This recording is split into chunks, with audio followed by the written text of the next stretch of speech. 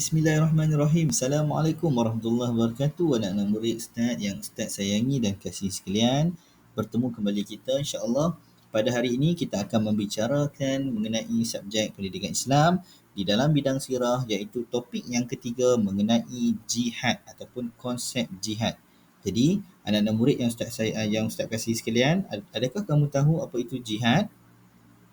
Tahu ataupun tidak?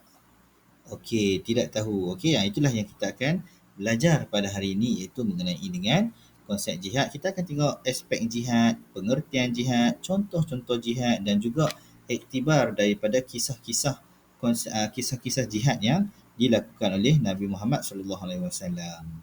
Baik, sekarang jom kita lihat apa itu yang dimaksudkan dengan jihad. Jihad ini bererti seseorang Muslim mencurahkan seluruh tenaga dan kekuatan dalam melakukan sesuatu perkara, di mana jihad juga bermaksud membuang kejahatan di dalam diri dengan menolak godaan syaitan. Yang kedua, menentang kemungkaran yang berlaku dalam masyarakat sekadar yang termampu. Itulah yang dimaksudkan dengan jihad. Okey, baik murid-murid, sekarang jom kita lihat dalil mengenai pensyariatan jihad, di mana di dalam hadis Nabi Muhammad sallallahu alaihi wasallam di dalam riwayat Al-Bukhari, di mana Nabi Muhammad sallallahu alaihi wasallam bersabda, "Qala ya Rasulullah, ayyun nasi afdal?" Faqala Rasulullah sallallahu alaihi wasallam, "Mu'minun yujahidu fi sabilillah binafsihi wa malihi." Bermaksud, katakanlah wahai Rasulullah sallallahu alaihi wasallam, siapakah manusia yang paling baik? Rasulullah sallallahu alaihi wasallam bersabda, mukmin yang berjihad pada jalan Allah dengan diri dan hartanya. Itulah di mana dalil nakli mengenai pensyariatan jihad. Ustaz berharap murid-murid semua dapat menghafal hadis yang diriwayatkan oleh Al-Bukhari. Baik murid, sekarang untuk kita memahami dengan lebih mendalam mengenai konsep jihad, kita terlebih dahulu perlu mengetahui juga 3 aspek jihad yang ada, iaitu aspek yang pertama ialah jihad melawan musuh yang jelas, yang kedua jihad melawan godaan syaitan, dan yang ketiga jihad melawan hawa nafsu. Okey, jom kita lihat yang pertama, iaitu jihad melawan musuh yang jelas, iaitu jihad ini bertujuan mempertahankan kesucian agama Islam, di mana peringkat menentang musuh yang jelas ini adalah dengan jihad hati, lisan, harta dan jiwa. Okey, kemudian kita lihat aspek yang kedua, iaitu jihad melawan godaan syaitan, iaitu yang bermaksud kita mesti melawan godaan syaitan yang memperdaya manusia agar tidak mentaati Allah dan Rasul.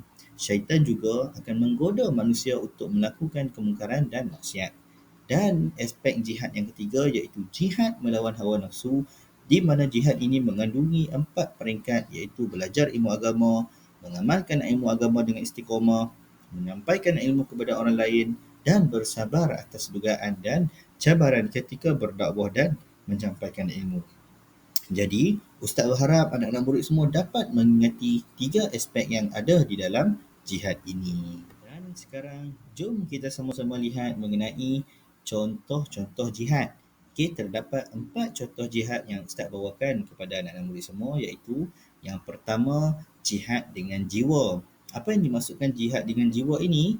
Ini bermaksud perang, sebagai contoh, perang mempertahankan negara daripada serangan musuh yang cuba menggugat kesucian agama Islam. Okey, yang kedua ialah jihad dengan harta benda, iaitu bermaksud kita menggunakan harta benda kita untuk menyumbang harta benda kepada mereka yang memerlukan, yang mana dapat menjana ekonomi negara dan istiqamah membayar zakat. Manakala contoh jihad yang ketiga ialah jihad menuntut ilmu. Yang dimaksudkan dengan jihad menuntut ilmu dan anak-anak murid semua, iaitu belajar dengan tekun dan bersungguh-sungguh, dan ilmu yang dipelajari dapat memberikan manfaat kepada orang lain. Dan jihad yang terakhir, iaitu contoh jihad yang keempat, jihad melakukan kebaikan, seperti mana menggunakan lisan, wang ringgit dan tenaga untuk mengajak orang lain melakukan kebaikan dan berusaha untuk mencegah kemungkaran. Jadi, anak-anak murid semua, kan Ustaz berharap dapat kamu semua mengingati mengenai contoh-contoh jihad yang Ustaz berikan. Okey, baik, sekarang anak-anak murid semua, kamu nak tak Ustaz nak ceritakan satu kisah peperangan yang berlaku pada zaman Nabi? Nak ataupun tidak?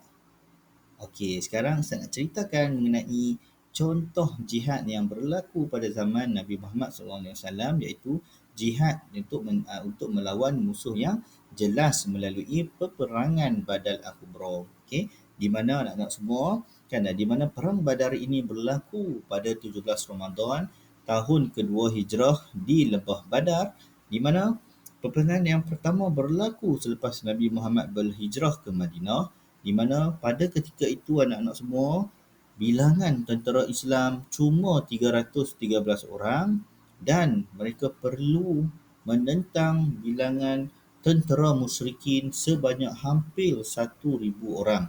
Okey, di mana dalam peperangan ini seramai 70 orang musyrikin Mekah terbunuh, termasuk ketua mereka iaitu Abu Jahal. Okey, di mana semasa peperangan, Nabi Muhammad sebagai ketua tentera merancang strategi dengan membuat perbincangan bersama-sama dengan para sahabat. Okey, di mana pada waktu itu baginda Nabi Muhammad SAW menerima pendapat Habib bin Muzair agar kaum muslimin berada di tempat yang boleh menyekat sumber air tentera musuh ketika pertempuran berlaku. Dalam masa yang sama, baginda juga membakar semangat para pejuang mempertahankan kesucian Islam dan juga baginda berdoa dan bermunajat agar kemenangan ini berpihak kepada kaum muslimin.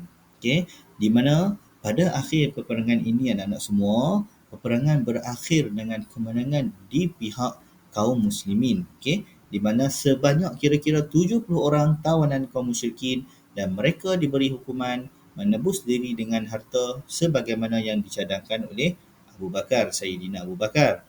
Dan juga ada di antara kalangan tawanan menebus diri mereka dengan mengajar orang-orang ataupun anak orang Islam, dan kemenangan ini bermaksud mengukuhkan lagi kedudukan umat Islam di Madinah pada ketika itu. So itu sahaja cerita ringkas mengenai konsep jihad di dalam peperangan Badar yang Ustaz telah ceritakan kepada anak-anak semua. Baik, yang terakhir anak-anak semua, anak-anak murid yang Ustaz kasihi sekalian, sekarang kita perlu mengambil iktibar daripada konsep jihad yang kita telah pelajari tadi. Okey, di mana iktibar yang pertama ialah kita hendaklah mempertahankan kemuliaan Islam dengan amalan dan akhlak yang mulia. Yang kedua, kita perlulah menuntut ilmu dengan bersungguh-sungguh dan membuat perancangan dengan teliti sebelum melakukan sesuatu. Yang ketiga adalah di mana iktibar yang perlu kita ambil iaitu dengan mengamalkan sifat sabar dan tidak berputus asa di dalam menyebarkan kebaikan.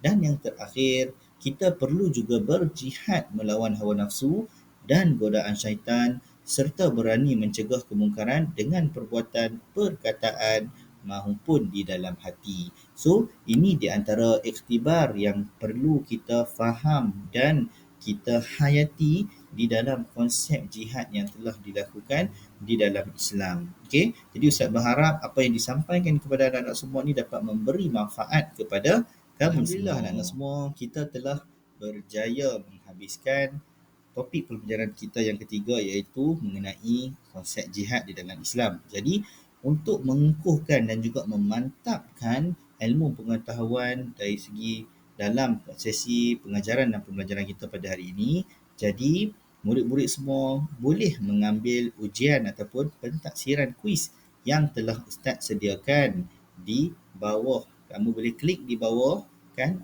dan kamu akan pergi ke ruangan kuis di mana terdapat 3 kuis yang kamu perlu ambil, iaitu kuis mengenai pembentukan negara Madinah, yang kedua kuis mengenai sifat tasawuf Nabi Muhammad, dan yang ketiga iaitu kuis mengenai konsep jihad yang telah kita pelajari sebentar tadi. Jadi itu sahaja daripada Ustaz. Ustaz berharap apa ilmu yang disampaikan kepada kamu semua dapat memperoleh manfaat yang baik datang daripada Allah Subhanahu Taala, yang lemah yang kurang tu datang daripada diri Ustaz, dan sama-sama kita perbaiki. Jadi Ustaz sudahi dengan wabillahi taufiq wal hidayah. Assalamualaikum warahmatullahi wabarakatuh dan salam sejahtera. Terima kasih. Bye bye.